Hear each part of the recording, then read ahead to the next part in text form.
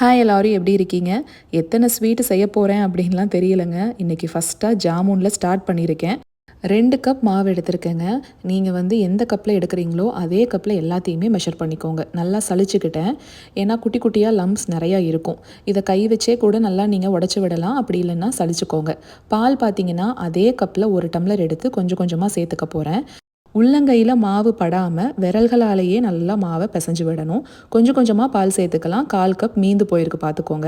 பிசைஞ்சதுக்கப்புறமா பாருங்கள், விரல் எல்லாத்துலேயுமே மாவு நல்லா பிசு பிசுன்னு ஒட்டியிருக்கு. ஆனால் உள்ளங்கையை வச்சு தொட்டு பார்த்தீங்கன்னா அதில் ஒட்டாது. அதுதான் பக்குவம். அதே கப் மெஷர்மெண்ட்டில் 3 கப் அளவுக்கு சர்க்கரை எடுத்து 3 கப் அளவுக்கு தண்ணி சேர்த்து கொதிக்க வச்சுருங்க. இந்த மாதிரி கொதிக்கும் போது குங்குமப்பூவும் ஏலக்காய் பொடியும் போட்டுக்கிறேன். பிசு பிசுன்னு இருக்கணும். தொட்டு பார்க்கும்போது எண்ணெயை தொடுற மாதிரி இருக்கணும், தண்ணியை தொடுற மாதிரி இருக்கக்கூடாது. அவ்வளவுதான். பிசு பிசுன்னு இருக்கணுமே தவிர கம்பி பதம்லாம் தேவையில்லை. இங்கே 2 உள்ளங்கைக்கு நடுவில் எண்ணெயோ நெய்யோ தடவிட்டு மாவை எடுத்து குட்டி குட்டியாக உருண்டை மாதிரி பண்ணிக்கலாம்.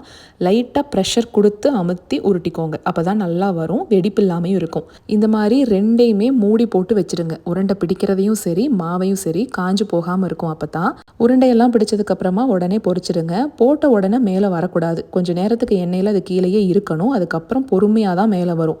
அதுதான் கரெக்டான பக்குவம். மீடியம் டு லோக்குள்ளே தான் இருக்கணும் ஃப்ளேமு. இங்கே பாருங்கள், இந்த மாதிரி கிளறி விட்டுக்கிட்டே இருந்தால் மட்டும்தான் ஈக்குவலாக எல்லா சைடுலேயுமே உங்களுக்கு வெந்து வரும்.